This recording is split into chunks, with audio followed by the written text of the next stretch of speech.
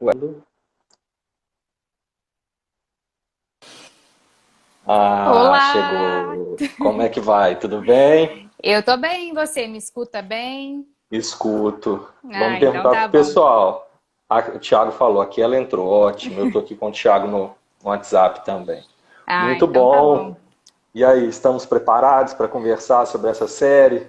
Uai, é uma conversa polêmica, né? Sem sombra de dúvidas, mas preparada. Ótimo, ótimo, ótimo, ótimo. Bom, pessoal, boa noite a todo mundo que já está aí com a gente e depois vai assistir, né? A live vai ficar gravada, então olá para todos. Hoje a gente recebe a Carolina Máximo e eu vou deixar que ela, deixar não, né?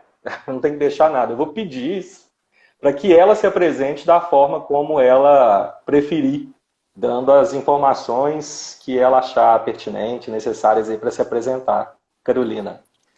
Bom, meu nome é Carolina Máximo, eu sou delegada de polícia, tenho 26 anos, sou delegada há 1 ano e 4 meses aqui no estado de Minas Gerais.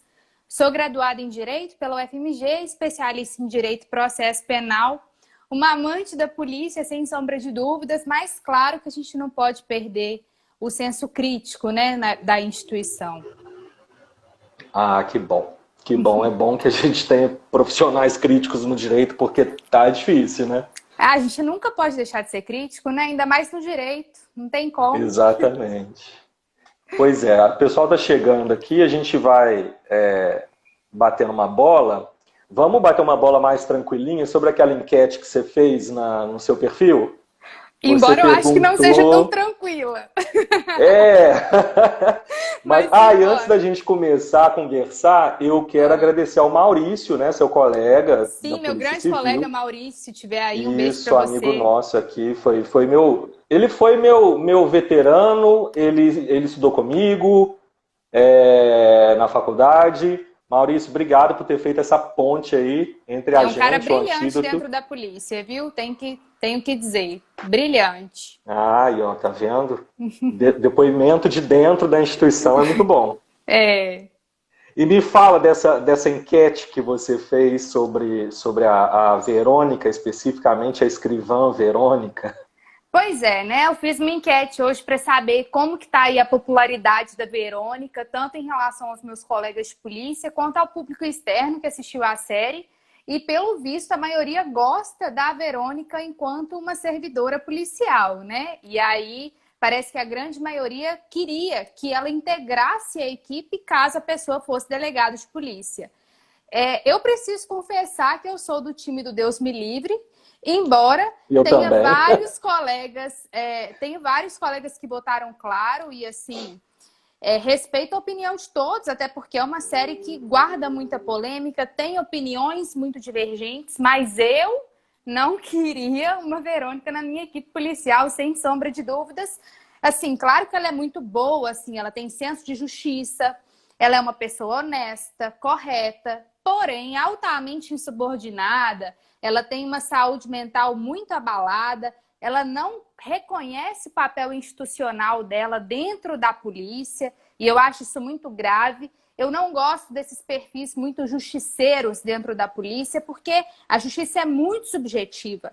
Cada um tem uma Uhum. visão individual do que é justiça, né? E a gente não pode querer sempre impor a nossa opinião sobre o outro. Mas claro que ter uma pessoa correta, ilibada, proba dentro da equipe, como a Verônica é algo que todo mundo quer ter numa equipe policial. Disso aí eu não tenho dúvidas. Qual que é a sua opinião aí, Arísio? Ah, eu votei na sua enquete, né? Você deve ter visto lá. Eu Eu votei que vi, se eu no Deus fosse me livre. delegado, Deus me livre de ter uma Verônica na minha equipe. E talvez eu consiga expor minha opinião mais para frente. Agora eu quero ouvir só a sua. Então tá A gente bom. quer saber da delegada. Uhum. É, e aí a gente já tem que advertir, né? Eu imagino que quem está assistindo pode ter assistido a série. E você disse que é uma série, não só ela é polêmica, como assim? A gente sabe, é uma ficção, né? É uma ficção, é uma obra de ficção. Uhum. Mas é uma obra de ficção, e eu conversava isso com o Thiago ontem, que não faz uma alienação, um afastamento da realidade, né? De jeito nenhum. Batman se passa em Gotham. Gotham City é uma cidade imaginária. né? O Wakanda é um país imaginário. Bom Dia, Verônica se passa em São Paulo, uma cidade real, e que supostamente utiliza de elementos da realidade, não só locais, né, da cidade de São Paulo, mas do direito, né? E aí acho que é por isso que a gente está batendo um papo aqui, né? O foco do Antídoto é falar sobre o direito para que todo mundo possa entender, né? E assistindo a série, a gente às vezes pode ter uma dúvida, né? Mas isso pode? Isso é assim? Né? Aí eu já te pergunto, uma escrivã de polícia civil pode fazer o que Verônica faz na série? Pode fazer o que ela faz e como ela faz, né? Porque eu acho que o como também é muito importante. Olha, definitivamente não. Assim, a Verônica, ela ultrapassa todas as atribuições de um escrivão de polícia. Ora fazendo papel de investigador, né? Ela tinha muito perfil de investigadora, não por acaso o Carvana inscreveu a Verônica no concurso de investigador, não foi à toa. E ora ela fazia papel de delegado, tomando decisões e articulando esquemas de operação, que é o papel do delegado, é comandar a equipe. Ela muitas vezes queria passar na frente e comandar aquela equipe ali, sem estar na função. Muitas vezes e não à toa ela entrava em conflito com a delegada Anitta, né? Sim, a Anitta é uma personagem super polêmica, grossa, não é um modelo de delegado ideal, adequado, está longe de ser. A gente pode falar até que é um modelo ilegal de delegado, tranquilamente. Mas a Verônica muitas vezes passava por cima de tudo isso. Tinha cenas, por exemplo, que quando era para digitalizar um inquérito, que aí era a função dela, aí ela fazia corpo mole, aí ela não queria digitalizar. Aí ela queria fazer outra coisa, ela queria ir para a rua. Ou seja, ela largava a mão das atribuições dela enquanto escrivã para fazer coisas que não eram da função dela. Claro, era uma justiceira, é uma personagem ficcional, mas analisando sob o ponto de vista técnico, ela não exercia as funções dela adequadamente. E aí a gente então pode esclarecer, quer dizer, eu pediria para que você esclarecesse, ela poderia começar a tomar atitudes de investigação em relação ao caso da Janete especificamente. O que é preciso para que a polícia comece a investigar? Eu acho que quem não é do direito, esse ponto talvez seja bastante importante de a gente esclarecer. O que é preciso? Qual é o pontapé inicial de uma investigação policial? Na verdade, para se iniciar uma investigação, tem várias portas. A autoridade policial pode tomar o conhecimento de um crime de vários meios, inclusive assistindo jornal. Ele pode estar autoridade policial, o delegado, né? O delegado, mas todo policial, assim, digamos, o investigador, o escrivão, caso ele tome conhecimento de um crime, ele leva para a autoridade policial o conhecimento. O ponto é que este conhecimento pode vir de várias formas. Pode vir por meio de qualquer do povo, pode vir por meio de um noticiário. E aí começam as investigações preliminares para ver se aquilo de fato faz sentido, é verossímil. Aqui realmente tem um crime, vamos instaurar o inquérito então. Ou não, realmente aqui o fato é atípico, ou o que a pessoa falou não faz sentido, não é verdadeiro, não vamos instaurar. A investigação pode começar de várias maneiras. Mas precisa desse ato aí que você falou do delegado, que é a instauração do inquérito, né? Que na série, no caso específico da Janete, não tinha. É complicado, assim. Claro que escrivão e investigador são policiais, né? E eu tenho muito carinho por todos eles e um respeito tremendo. A polícia não anda sem esses profissionais, só que o delegado, ele não deixa de ser a cabeça da equipe. Ele não deixa de ser o líder da equipe. Então, é recomendável, é adequado que as informações sempre passem para o delegado, para que haja uma interlocução entre as carreiras e tudo aquilo guarde respaldo legal. Porque, assim, no linguajar chulo, se der merda, vai dar merda pro delegado. Então, é preciso que o delegado esteja ciente de tudo que está acontecendo ali com a sua equipe policial. Entendi, é muito bom.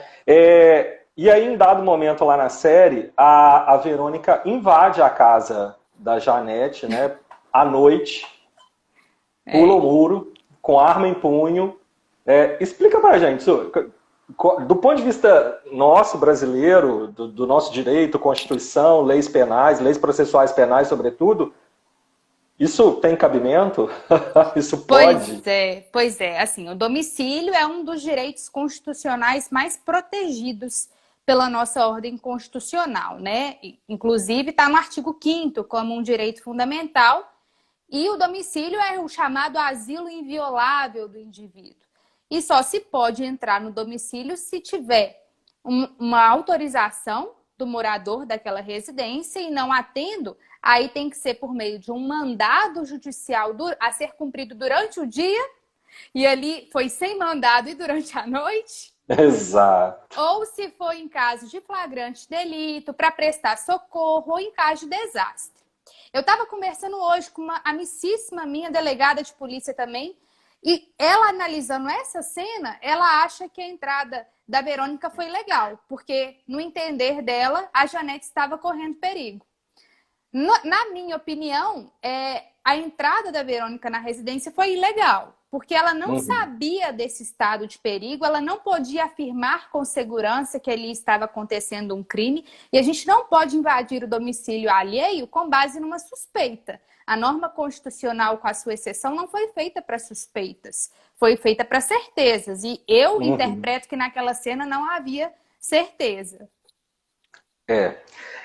Foi bem dito no início por você. Eu acho que a questão dessa série é que ela é bastante polêmica, e ela é polêmica no sentido exato, porque ela tem as situações que geram essa possibilidade múltipla de interpretar, né? Super. Quem é do direito tem condição de olhar para a série e falar assim, pô, nessa hora... Mas tem, sobretudo porque hoje no Brasil a gente tem a regra e 554 exceções, né?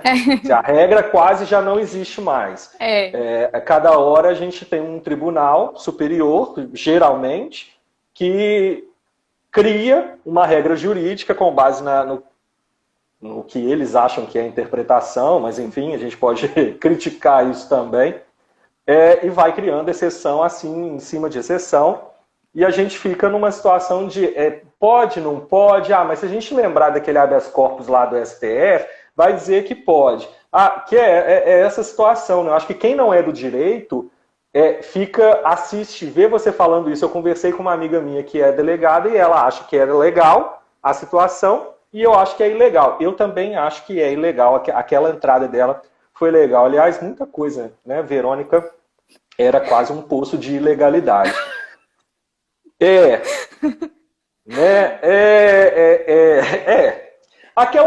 Porque assim, vamos ser sinceros, existe um campo de estudos que estuda, né, o impacto da ficção. Depois que eu acabar aqui, só de fazer essa consideração, o Gabriel fez uma pergunta. Carol, você já presenciou alguma situação semelhante às da série? Aí só segura essa pergunta para a gente falar. Existe um campo de estudos que estuda essa relação, né, esse impacto, essa influência de séries sobre as pessoas leigas, né? Nos Estados Unidos eles chamam de CSI Effect, e eu, pesquisando em português, encontrei acho que uma dissertação, um TCC de uma eu ia falar menina, mas ela, se já fez o TCC, ela é uma mulher, né? Orientada, acho, inclusive, pelo Alexandre da Rosa. Sim. E era o título do texto dela, do trabalho dela, é Efeito CSI. Né? O que é esse efeito CSI? É um campo de estudos que as pessoas...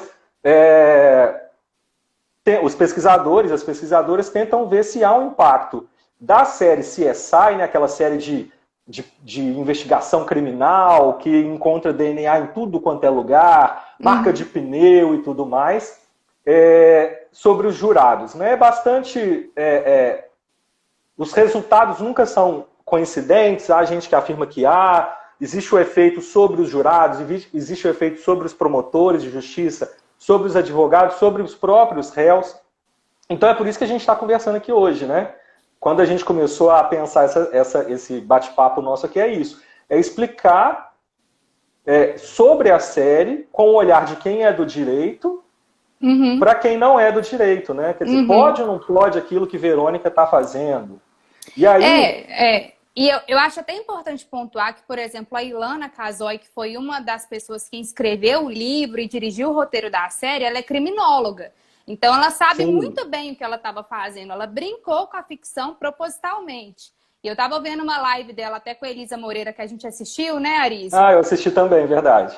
E uma das partes que ela falou que ela brincou com a ficção é justamente com a perícia, com a facilidade que as coisas fluíam na série. Se a gente for transplantar isso para o Brasil, a perícia é um caos, assim, não vai sair com aquela rapidez, uma necrópsia, um laudo requisitado, não sai com aquela rapidez, muitas vezes não sai com a maestria que a gente espera. DNA não se faz em massa como as pessoas acham quando vê assim um filme norte-americano, vai querer coletar digital em tudo. Não é bem assim, a Ilana sabe muito bem disso, mas ela se permitiu brincar com a ficção, assim. Ela sabe muito bem ali o que é ficção, o que é realidade. Uma hora ela até falou na live que as delegacias de homicídio não são tão bonitas como a delegacia de homicídio da série. É a mais pura verdade, de fato. Elas não são nada bonitas, assim, nada bonitas. Mas eu acho interessante essa visão de uma criminóloga, porque eu acho que ela soube colocar a ficção aonde deve ser colocado. E aí, já entrando para o gancho da pergunta do Gabriel, de se eu já vivenciei uma situação como a da série, eu acho que uma coisa que não dá para negar que ela é real e efetiva é a violência contra a mulher. Então, assim, na hora que ele falou, na hora que ele deu essa pergunta, já me veio o clique aqui, que é óbvio que eu já vivenciei e vivencio diariamente situações tenebrosas de violência contra a mulher. Aquela cena que para mim foi a mais chocante, do Brandão jogando a comida na própria roupa dele. Ele não deu um tapa, ele não falou nada com a mulher, mas foi de uma violência tão absurda, foi uma humilhação tão grande, né? Ali a gente vivencia... gente, o Gunther é escrivão lá da minha delegacia, onde eu trabalho. E realmente a delegacia de Pompéu, ela é fora da curva, ela é um brinco, ela é linda mesmo. Sou apaixonada pela delegacia. Ela é lá. Mesmo? Achei que ele estava brincando. Não, porque eu, na condição de advogado, já entrei em muito lugar feio, tá? No âmbito federal, Polícia Federal, Polícia Civil do Estado de Minas, Polícia Civil do Estado do Rio. E olha, cada buraco que eu fico, meu Deus. Como é que a gente... E aí, mas aí eu entrava, obviamente, como advogado, mas como cidadão, eu pensava, gente, como é que a gente está estruturando os aparelhos de repressão e de investigação? Mas vamos dizer, a gente pode fazer a diferença lá de polícia civil, militar, repressão, não sei o quê, mas é o aparelho repressivo do Estado, né? Como é que a gente pode esperar algo efetivo, eficaz, se a estrutura é essa aqui? E digo mais, a gente pode estender isso para defensorias públicas também, né? Também. E há defensorias públicas que os defensores têm que levar, sei lá, o computador próprio para poder trabalhar. Não. E assim, aí é uma questão que se a gente for parar para conversar, a gente vai até desviar do ponto do assunto, porque é tanta coisa para falar sobre o sucateamento institucional e politicagens, enfim, que não vai dar para falar disso nessa live. Então vamos continuar na violência contra a mulher, Carolina, que eu acho importante uma coisa que me chamou a atenção, é que ao final de cada episódio do Bom Dia Verônica aparecia um site. Wanna talk about it. E me chamou a atenção aquilo que eu falei assim, tá, ok. Eu inclusive entrei no site para ver, né? O site é todo em português e tal, mas o site é em inglês, né? Ainda que a gente possa pensar, mas quem tem acesso à Netflix sabe falar inglês. Não é uma suposição válida, né? Isso não é verdade. Né? Então, assim, existe um outro canal, além desse site, wannatalkaboutit.com, existe um outro canal para acessar a Polícia Civil em caso de violência contra a mulher? Essa é uma parte, assim, que eu até elogio muito a Polícia Civil, pelo menos a de Minas Gerais, porque ela se preocupa muito com a violência contra a mulher. E até nessa pandemia agora, foi criado a delegacia virtual para que se faça notícias de violência contra a mulher. A delegacia virtual já existia, mas você não podia noticiar situações de violência contra a mulher. O contexto pandêmico fez com que eles injetassem na delegacia virtual também formas de se noticiar essa violência. Tem também os canais anônimos, que é o Disque 100 e o Ligue 180, que vai direto para o Ministério da Mulher. Então, vai de Brasília e eles vão elencando, direcionando de acordo com o local da violência, e que a gente sempre faz a verificação preliminar desses fatos.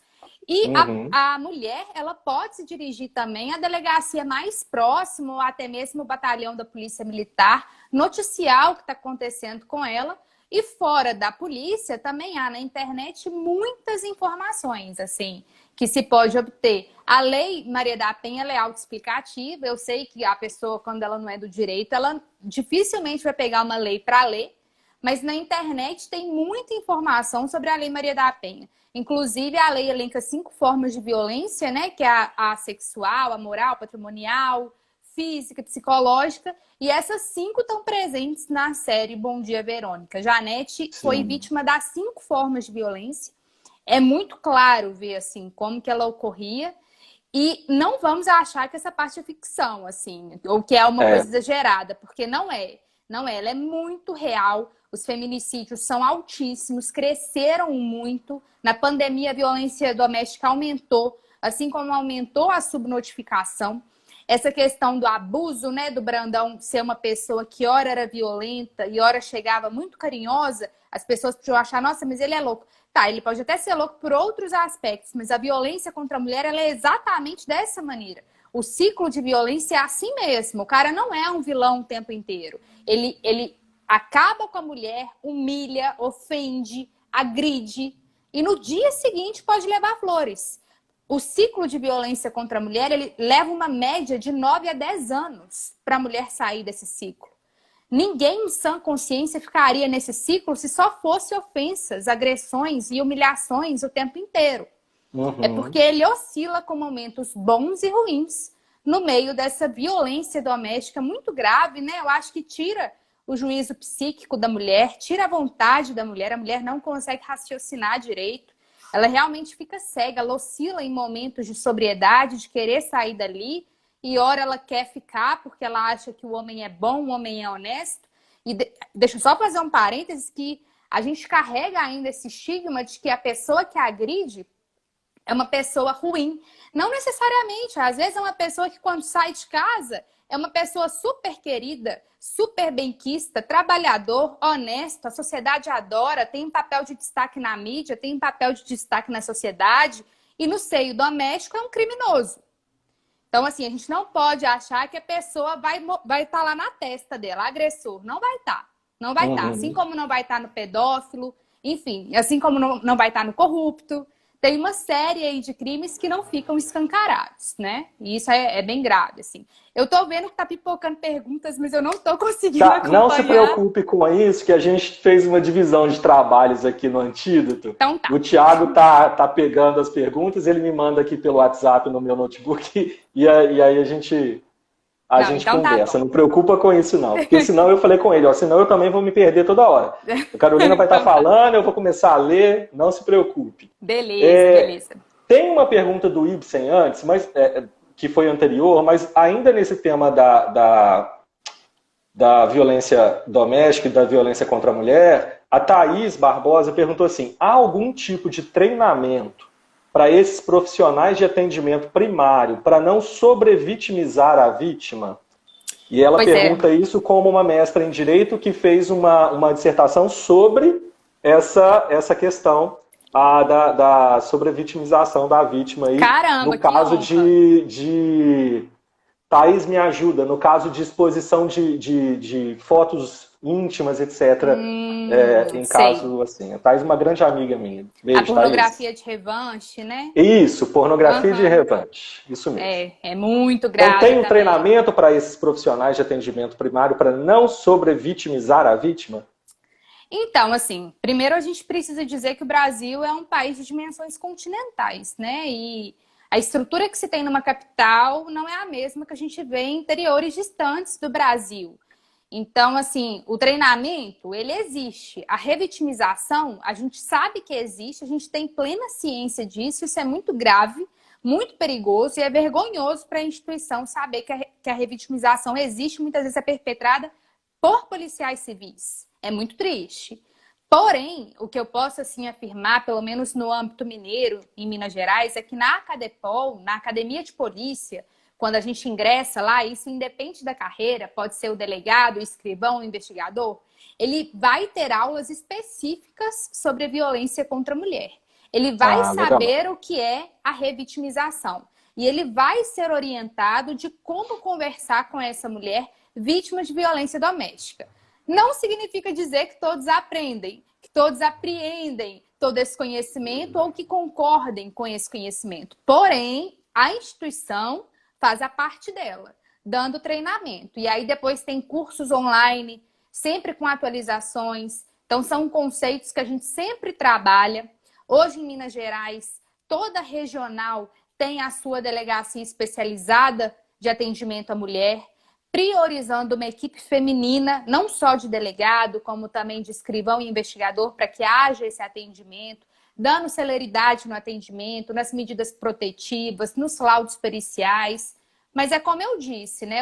Até Minas Gerais mesmo é gigante. Então, eu não posso falar que de norte a sul há um procedimento padrão, sabe? Mas a instituição faz a parte dela, sim. E aí, ainda então, nessa violência contra a mulher, porque não tem como também falar das questões... Aí, ó, o Gabriel pediu, pode explicar o que é a revitimização? Ah, o Maurício entrou. Ó, o Maurício. Oi, Maurício. Já falamos de você bem aqui de você. Bom, então, o que é a revitimização?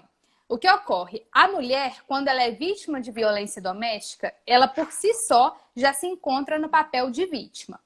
Quando ela procura uma instituição oficial para falar que ela é vítima de violência doméstica, eventualmente ela pode ser questionada do porquê que ela é agredida.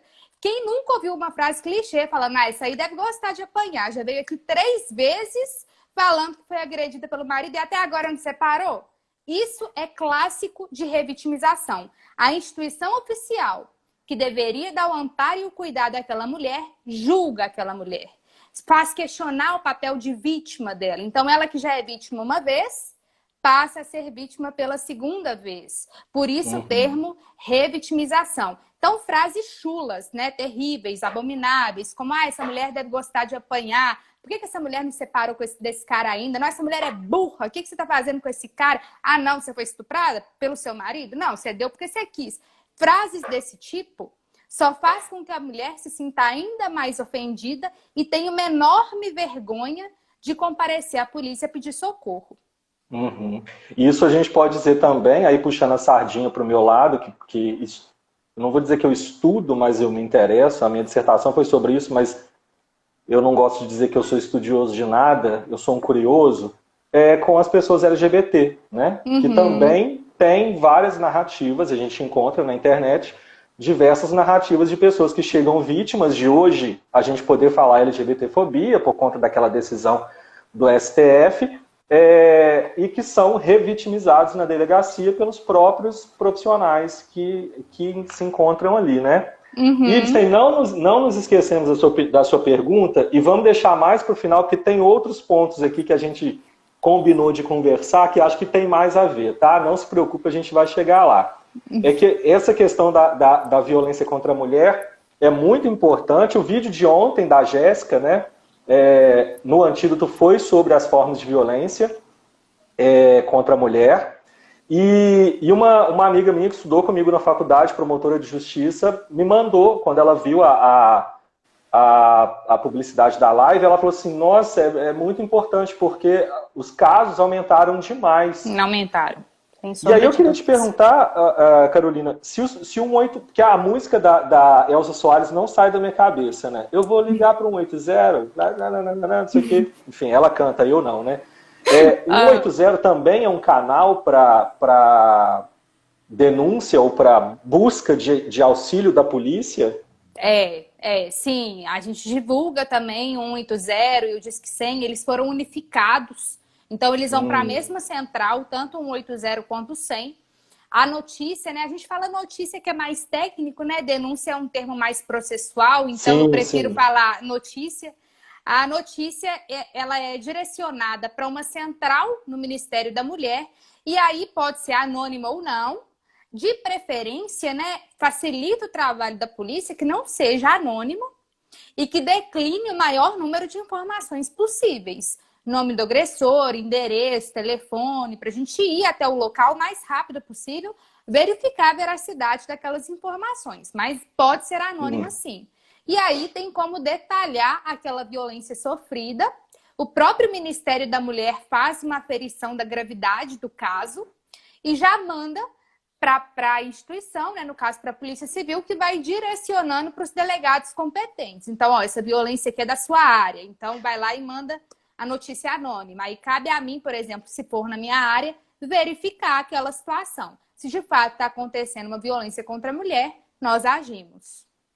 E aí a gente chega num ponto que eu acho interessante, que na série alguém diz, eu não lembro quem, mas diz que podia pedir uma ordem de restrição. Isso é nitidamente trazido de série dos Estados Unidos, de filme dos Estados Unidos, que existe a Injunction Order. E que aí eu te pergunto, existe essa ordem de restrição no Brasil? Ou, quer dizer, existe isso com esse nome? Ou existe algum mecanismo que seja parecido com essa Injunction Order? Com este nome não, assim, a gente não costuma falar no direito ordem de restrição, mas de fato a mulher tem mecanismos de se proteger, que são materializados por meio das medidas protetivas de urgência. Dentre essas medidas protetivas de urgência, se encontra a ordem de afastamento, que eu acho que é onde se aproximaria da ordem de restrição, que aí impede que o sujeito se aproxime, e aí o juiz, na hora de deferir essas medidas, ele pode até falar a distância, que o sujeito não pode chegar perto. Então, 200 metros, 300 metros, ele pode fazer essa medição, essa aferição e constar da decisão judicial. Então, como que é o procedimento? A mulher geralmente procura a unidade policial, falando que tem interesse nas medidas protetivas. A polícia faz essa ponte entre a mulher e o judiciário. A gente oferece a ela as medidas protetivas que estão previstas na lei. Ela fala as que ela tem interesse e a gente remete em até 48 horas para o juiz analisar esse pedido. E 48 horas é 48 horas mesmo, assim. É um prazo que se leva a sério, que tem que ser rápido e efetivo, e o juiz também decide rápido. E aí, em ele deferindo, o oficial de justiça intima as partes, e aí já começa a valer as medidas protetivas, incluindo aí a ordem do afastamento. Entendi. E tem alguma medida que a delegada ou o delegado pode autorizar ou determinar? Bom, tem até a ordem do afastamento, de fazer com que o agressor saia da residência em que o casal se encontra ou se encontrava, mas para o delegado de polícia determinar por conta própria, isso é até uma inovação legal, naquela comarca não pode ter juiz. Porque se tiver juiz, quem vai expedir essa ordem é o juiz. Do contrário, o delegado de polícia pode assim fazer, desde que se comuniquem até 24 horas para o juiz atuante daquela região. Ótimo, ótimo, ótimo, ótimo. Aí, ó, o Thiago falando, olha, essa questão das 48 horas, eu não sabia. É sério isso, a gente tem que respeitar. Antídoto jurídico serve pra gente também. Então tá, vamos lá para a pergunta do Ibsen, que eu acho que encaminha para outras que a gente já discutiu antes. O Ibsen perguntou assim, qual a opinião de vocês? E colocou no plural, acho que ele quer saber a minha também. Há muitos profissionais no direito que primeiro formam sua convicção e depois argumentam e trabalham nesse sentido. Juízes, desembargadores, peritos, delegados, escrivão, qualquer profissional. Forma primeiro a convicção e depois argumenta e trabalha no sentido daquela convicção. E aí, Carolina? Salvo engano, isso tem um nome, né? Acho que é realismo jurídico. E é bastante criticado na doutrina esse tipo de pensamento. Porém, eu me pergunto se isso não faz parte da natureza humana, sabe? Assim, Eu sei que a gente tem que ser neutro, imparcial e a gente tem que se dedicar ao nosso trabalho com a maior lisura possível. Mas, por exemplo, ao verificar uma situação de violência doméstica em que a mulher chega chorosa, ansiosa, atormentada, muitas vezes com hematoma, como é que eu não vou pensar que aquele marido é um agressor?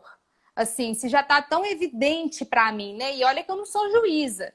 Então, não deveria fazer esse juízo de valor. Mas, às vezes, dadas as circunstâncias, fica tão difícil não partir da decisão e depois construir o raciocínio, que eu confesso, assim, que a gente tem que evitar esse tipo de pensamento, mas muitas vezes ele acontece. Eu não vou ser hipócrita, não. E você? E aí, não, eu já ia partir para outra. Ele falou no plural a pergunta. Então... se a gente pensa só nesses profissionais, ele coloca no final qualquer profissional, mas ele elenca juízes, desembargadores, peritos, delegados e escrivão.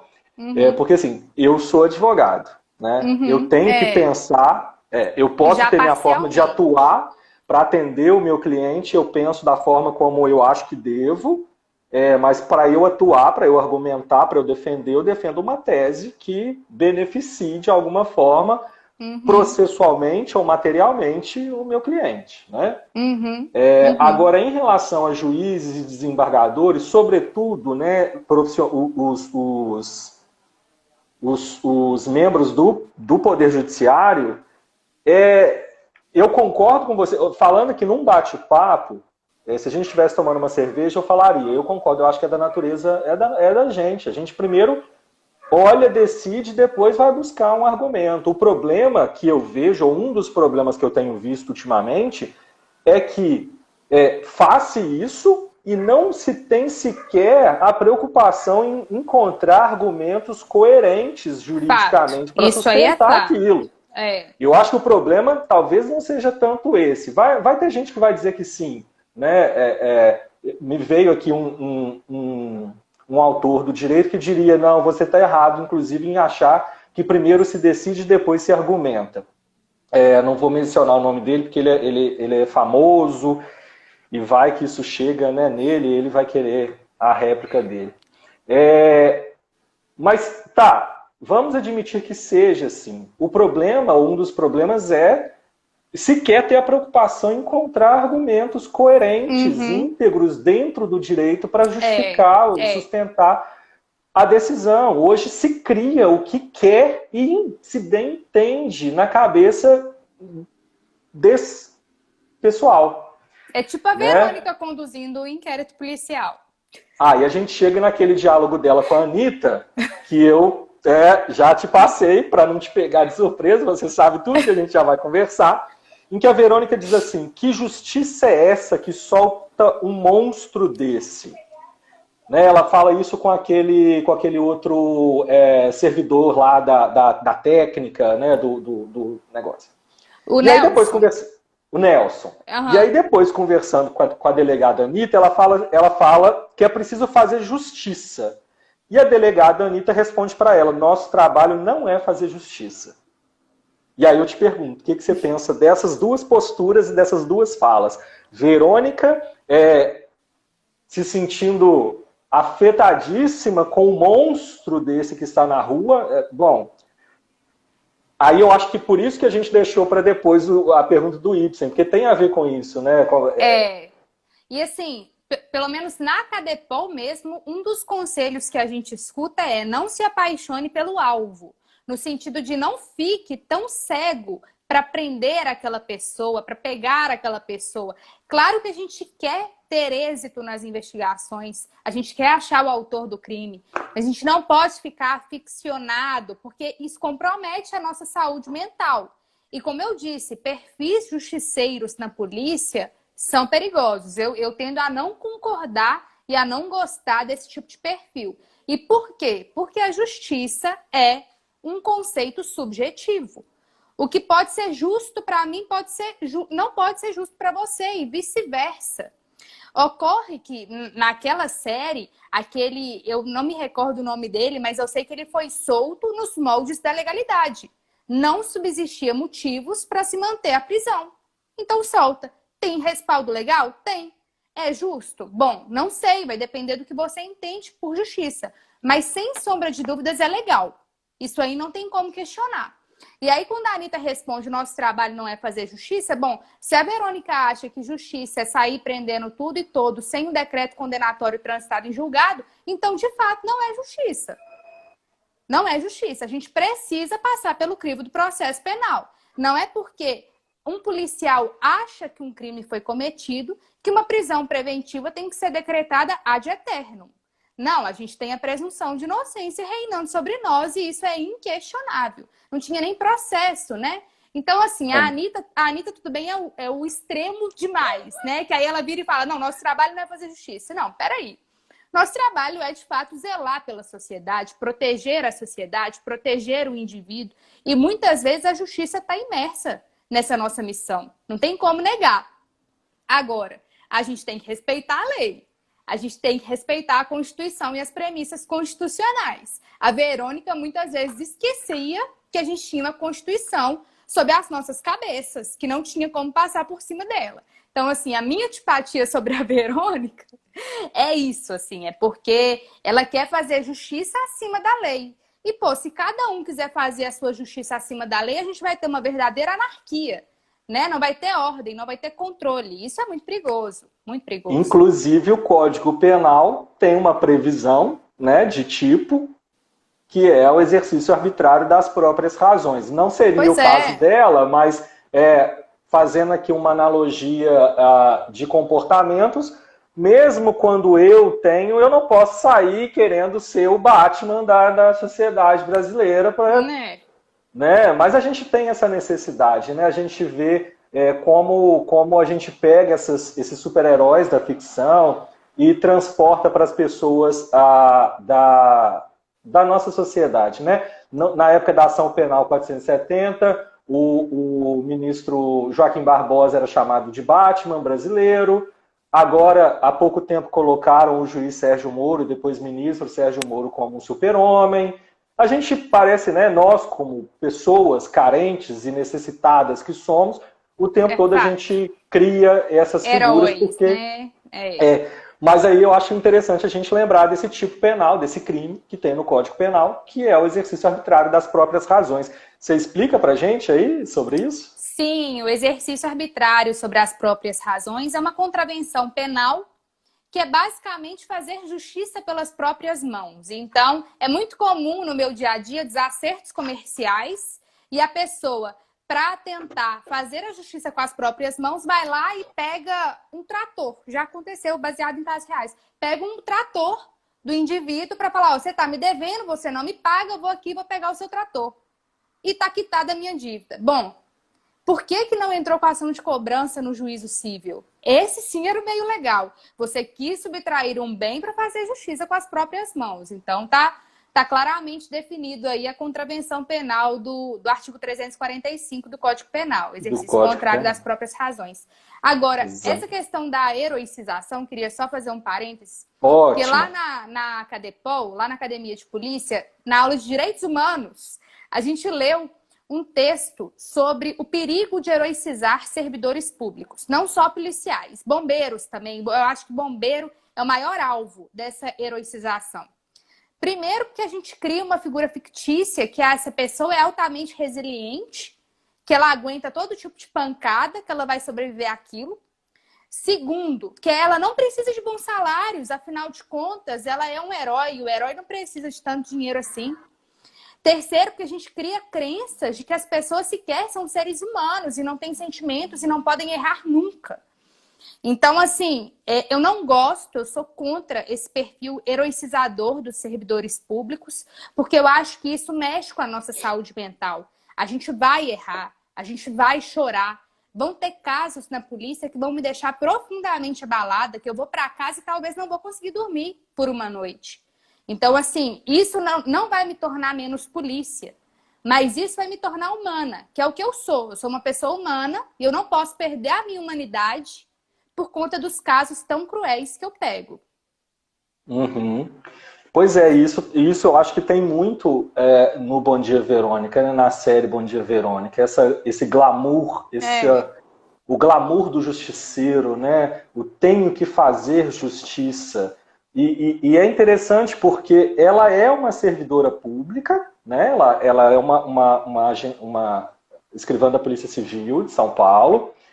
Supostamente ela acredita, eu pelo menos tenho essa pessoal, essa opinião, né?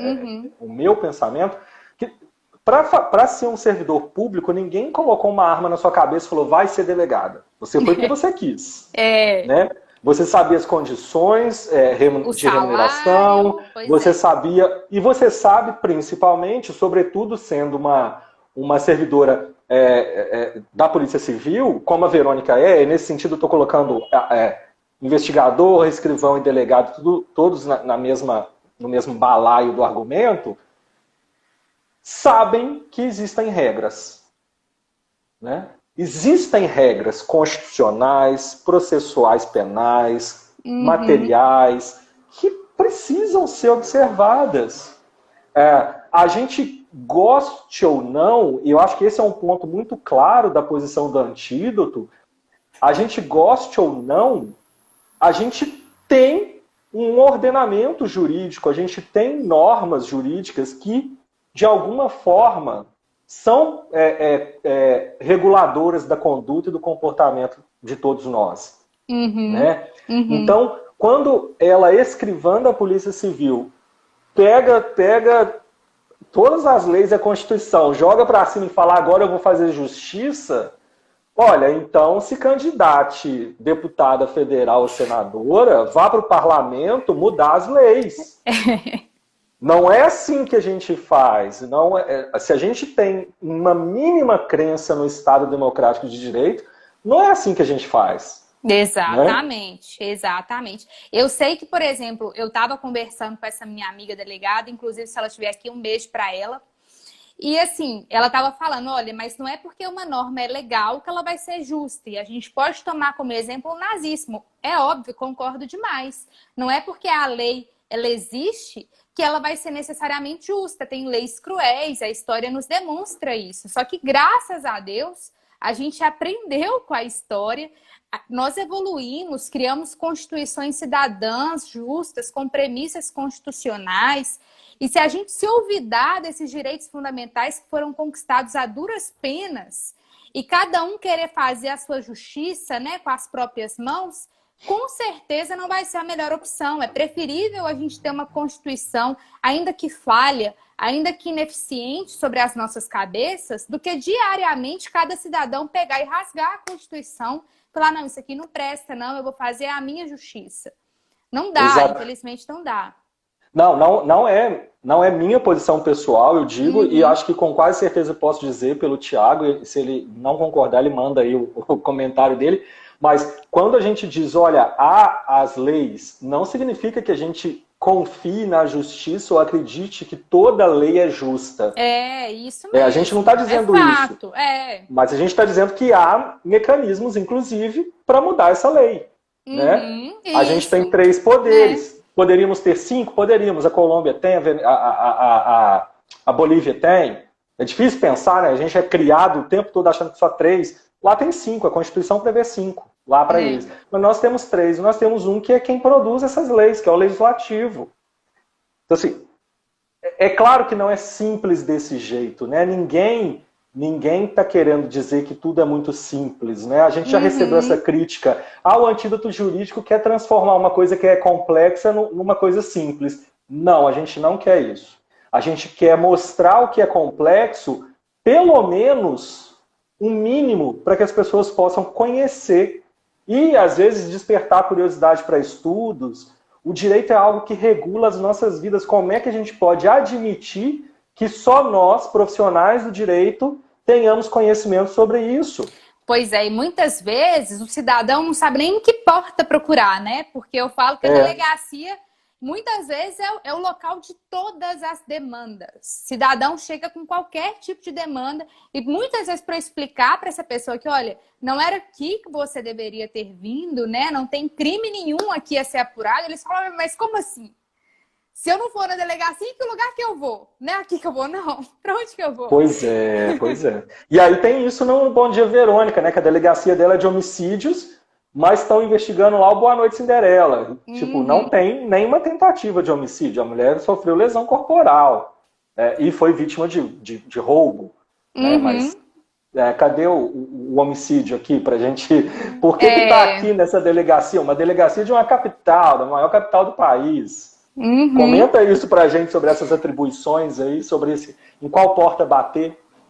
Pois é, por exemplo, aqui em Minas, pelo menos, tem uma série de delegacias especializadas. Tem a delegacia de homicídios e contra crimes contra a pessoa, que investiga notadamente os homicídios, incluindo os feminicídios. Mas você até tocou no ponto LGBT, né? Nós temos também uma delegacia especializada em crimes de xenofobia.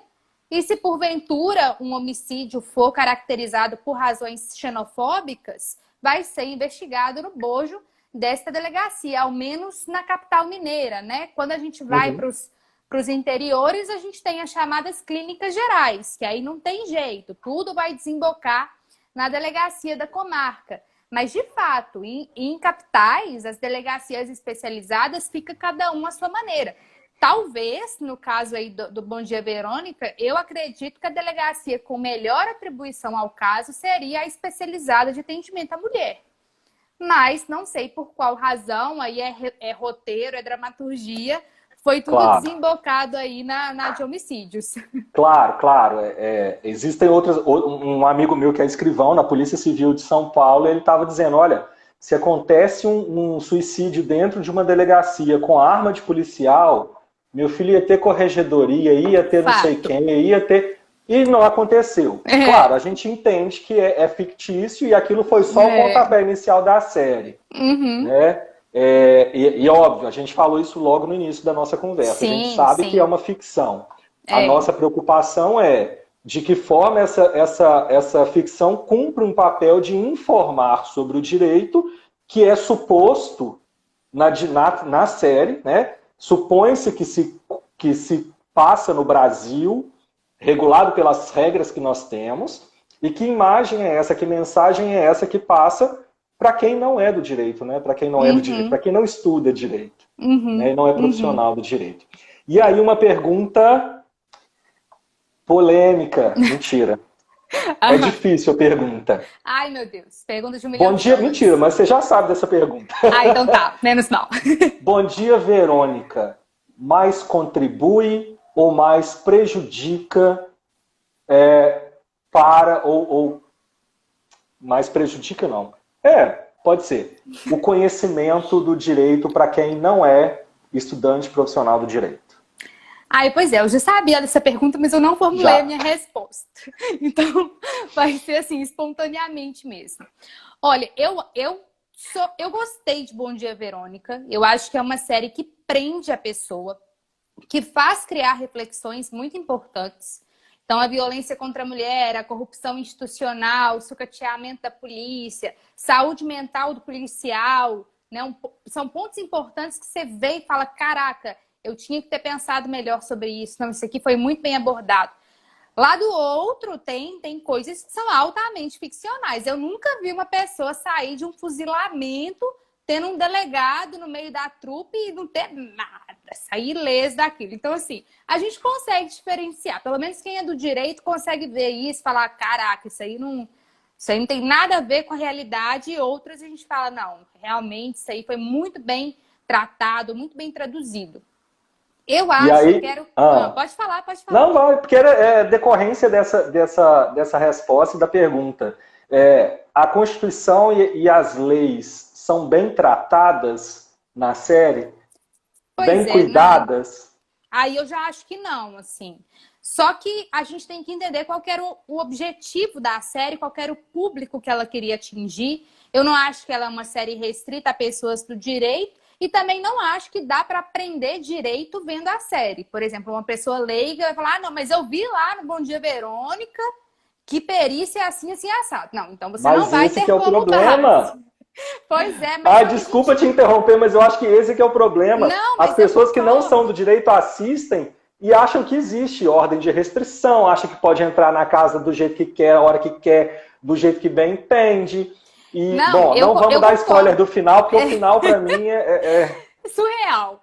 Não, mas assim, o ponto é que eu acho que a gente já é contaminado com essa cultura cinematográfica policial. Não é Bom Dia, Verônica que introjetou isso em nós, assim. Sim, Muito pelo concordo. contrário, a gente é muito mais inflamado por séries norte-americanas, que aí sim eu acho bem perigoso, principalmente do ponto de vista pericial, né? E outros, quando a gente vê, por exemplo, Criminal Minds, que a gente vê a equipe num jatinho discutindo o caso, eu falo, gente, pelo amor de Deus, mal uma viatura aqui no Brasil, amigo, me ajuda aí. Então não tenta trazer para o Brasil, não. Mas assim, então Bom Dia, Verônica, eu não acho que seja a pior série para se Não, eu apreender também não. conceitos, não. Eu acho que ela tem traços muito reais que dá para a gente debater. Mas, de fato, eu confesso que me preocupo com pessoas altamente leigas que acham que vão aprender direito assistindo a série. Isso aí eu me preocupo. Uhum. Carolina, já estamos aqui caminhando para 56 minutos de Gente, é muito conversa, rápido! muito rápido. Eu tenho que dizer que pessoalmente adorei, Eu também, foi adorei ótimo. bater Espero esse que o papo com público você. também gostou. Muito Também espero. participativo. Não consegui ler tudo. Vi muita Mas gente vai querida. ficar, a gente faz outra live. A Então tá Ilana já bom. falou naquela live anterior lá com a Com a sua colega de Elisa. profissão também, Uhum. Elisa, que é uma trilogia. Então a gente espera Sim, sair aí as outras duas partes para a gente bater mais papo sobre sim. isso. Ah, Muitíssimo Jéssica. obrigado. Então tá bom. Aris, eu adorei o convite. Eu adoro falar sobre esse tema, assim. Sempre que tiver oportunidade, eu vou aceitar. Claro que a vida da gente é muito corrida, né? Nossa, não é fácil conciliar profissão e área acadêmica, mas vai ser sempre um prazer participar. Eu adorei, muito obrigado, foi ótimo mesmo. E de fato, a gente conseguiu, eu acho que a gente conseguiu falar sobre um assunto difícil, sobre Uhum. uma série complexa, e de forma que, bom, pelo menos pelas palminhas, os joinhas e etc., que a gente está ganhando aqui, ó, você vai lendo aí embaixo, Muita gente querida. arrasou. Eu Muito também acho, a obrigada. Carolina arrasou, muito Muito obrigado. obrigada. E façamos mais, façamos outra, com certeza. Sim, sim. É um prazer imenso, viu, Arise? Obrigado, gente. Quem assistiu, ficou com a gente esse tempo todo, muito obrigado. E vai ficar aqui disponível caso alguém queira assistir de novo, ou mandar lá no grupo do WhatsApp para os tiozões e as tiazonas aprenderem um pouquinho com a Carolina, né? Isso aí. Obrigado, Boa gente. Boa noite, gente. noite. Tchau, Tchau, tchau. tchau.